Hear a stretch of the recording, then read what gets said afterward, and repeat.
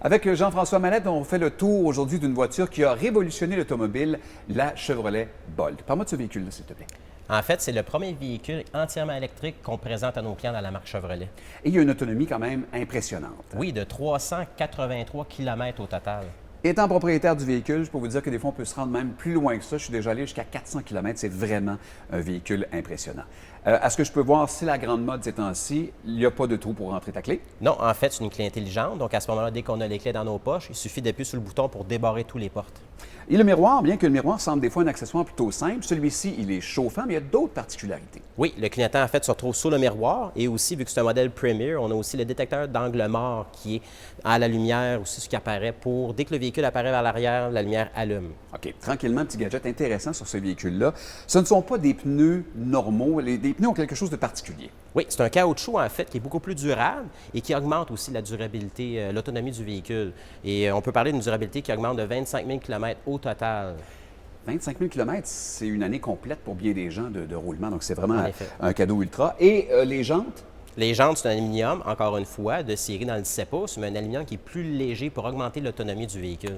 Très bien passé. Et on termine peut-être avec les phares. Oui, les phares, en fait, sont ADEL pour donner une plus grande clarté en soirée et aussi, si l'ampoule dure beaucoup plus longtemps.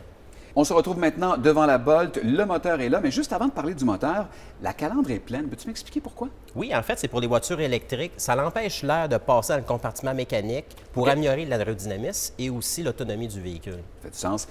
Ce n'est pas un moteur conventionnel. Moi, je ne vois pas de moteur présentement. Non, c'est comme un générateur qu'on appelle unité d'entraînement électrique qui développe 200 chevaux et 266 livres-pieds de couple. Donc, il est faux de penser qu'une voiture électrique, ce n'est pas rapide. Ah non, ça a du torque et c'est assez surprenant. OK. Est-ce que c'est normal que je ne vois pas la batterie devant moi? Oui, la batterie est très grosse. Elle est connectée avec le compartiment de la génératrice. C'est un T qui va jusqu'à l'arrière du véhicule. C'est une batterie en lithium-ion de 60 kWh.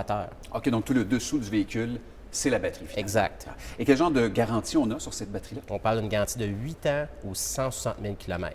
Quand même. Ça, maintenant, à l'intérieur de la Chevrolet Bolt, Jean-François, voiture impressionnante, mais surtout l'écran central, c'est gros, là. Oui, on parle d'un écran tactile de 10,2 pouces qui est de série avec le véhicule. Ça permet aussi d'avoir des informations sur la façon qu'on conduit le véhicule, d'où provient l'énergie.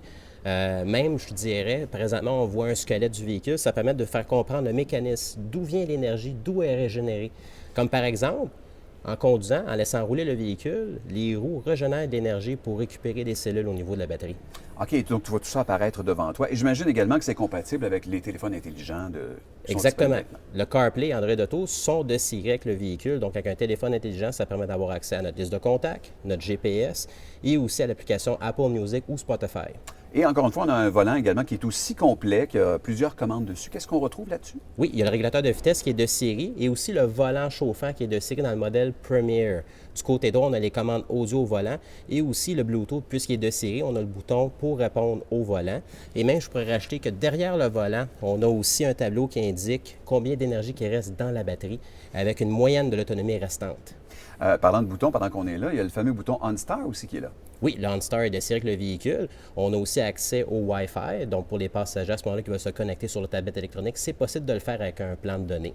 La sécurité est impressionnante également dans le Chevrolet Bolt.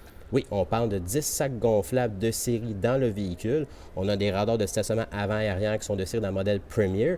Mais en option, il y a aussi une option qui est intéressante, c'est la vision périphérique. C'est 4 caméras qui se retrouvent sur le plafond du véhicule qui permettent d'avoir une vue aérienne du véhicule. Pratique pour les stationnements parallèles. Oui, et parlant de caméra, la caméra de recul. Et de série aussi. Également. C'est de l'extérieur une voiture qui a l'air petite. Par contre, il y a beaucoup de place à l'intérieur, même qu'on peut rabattre les sièges. Exactement. C'est divisé 1 tiers, 2 tiers, qui permet de mettre nos valises, sacs sportifs. Mais je ferai attention avec le poids parce que ça peut affecter ton autonomie. Ça fait du sens. Mais voilà, c'est un beau survol comme ça du Chevrolet Bolt. Merci beaucoup, Jean-François. Ça fait plaisir.